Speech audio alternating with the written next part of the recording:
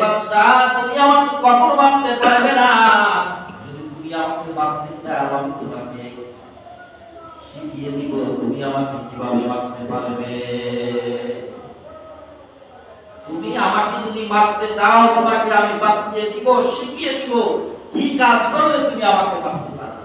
কারণ আল্লাহর প্রিয় বান্দারা মৃত্যুকে ভয় করে না, করে না? একটু জোরে বলেন, আল্লাহর প্রিয় বান্দারা মৃত্যুকে কখনো ভয় করে না।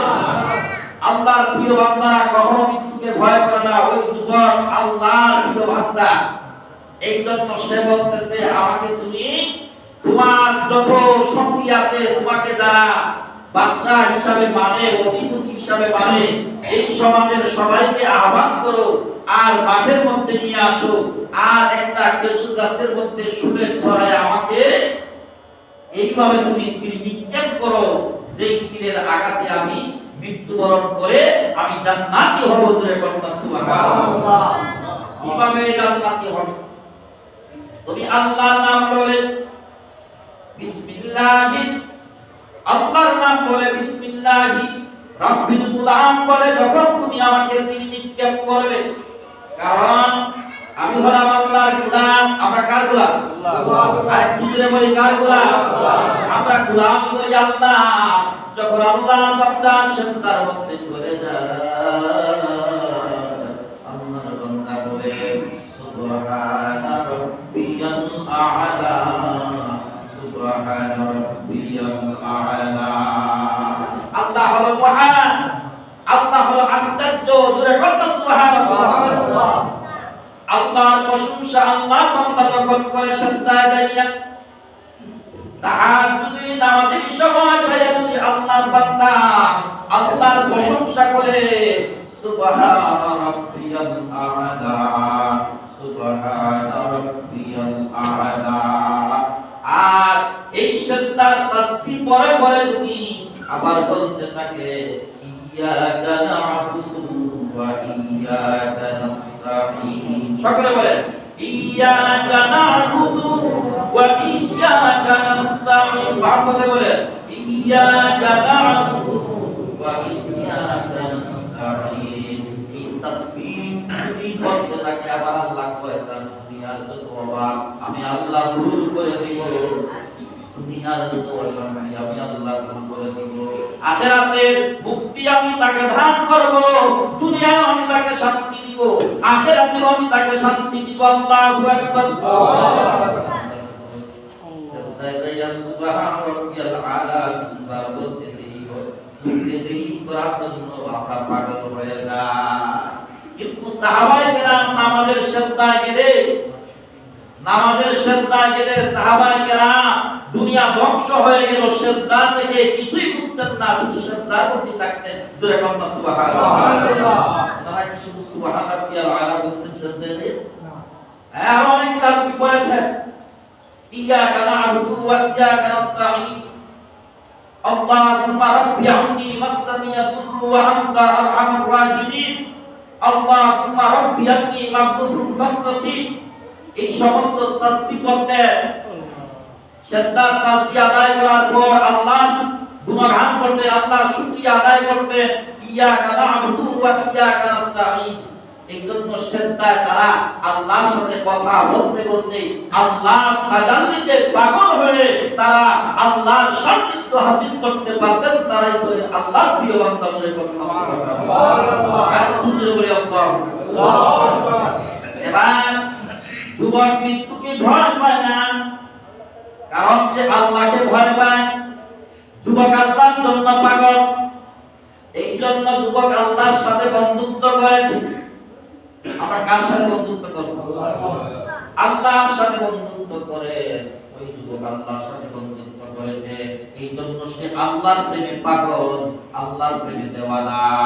সে বলে বাদশাহ তুমি আমাকে ধ্বংস করতে পারবে না, তুমি আমাকে ধ্বংস করতে পারবে না, কারণ আমার আল্লাহ আমার সাথে আছে, আমার আল্লাহ আমাকে সাহায্য করে, আমার আল্লাহ আমাকে হেফাজত করে, আমার আল্লাহ আমার জন্য সব কিছু করে। আর তোমাকে ধ্বংস করার জন্য আল্লাহর যা কিছু আছে সব কিছু তোমাকে ধ্বংস করার জন্য আল্লাহ চেষ্টা করে।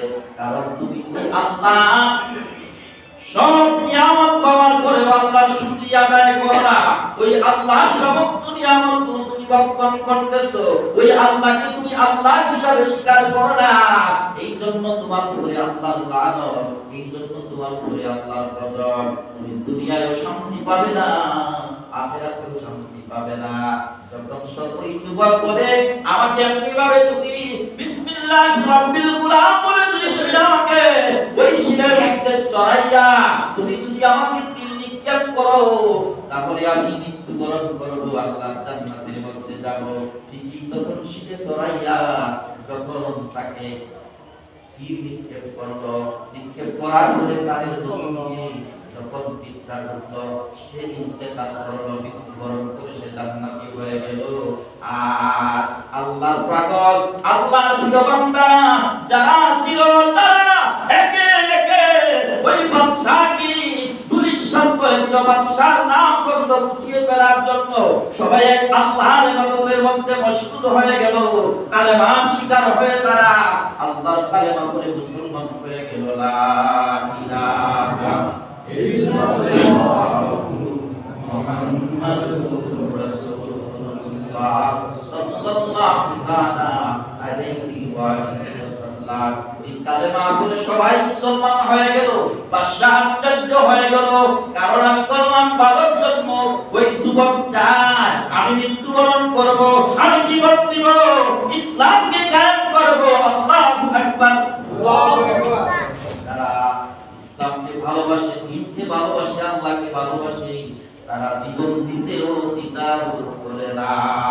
এটা আমাদেরকে শিক্ষা দিয়েছেন হযরতে ইমাম হুসাইন রাদিয়াল্লাহু তাআলা আনহু।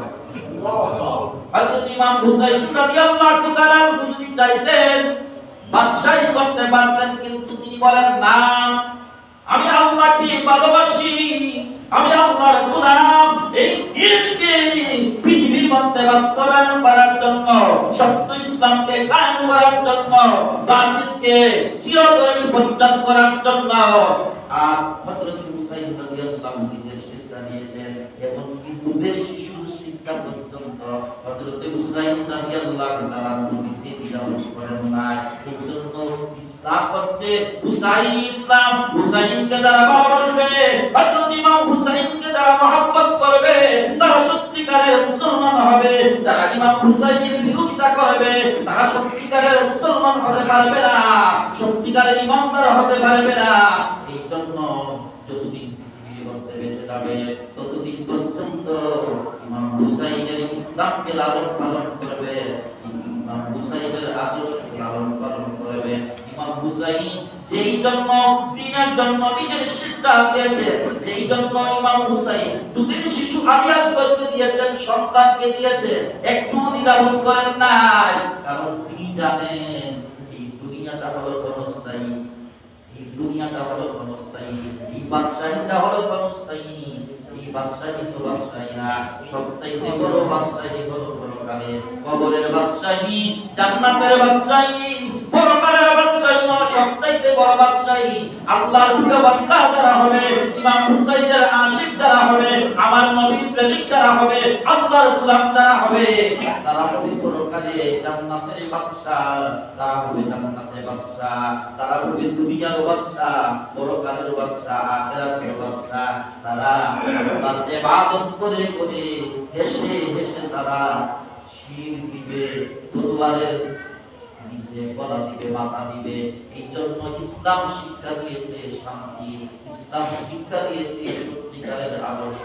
আমরা যেন ওই হুসাইনি ইসলামকে লালন করে কবর পর্যন্ত যাইতে পারি, আল্লাহ যেন কবুল করে। সকলে বলি আমিন, আরেকটু জোরে বলি আমিন। যতই চেষ্টা করেছে আল্লাহ ইসলামকে নিভাইতে পারে না, নিভাইতে পারে না।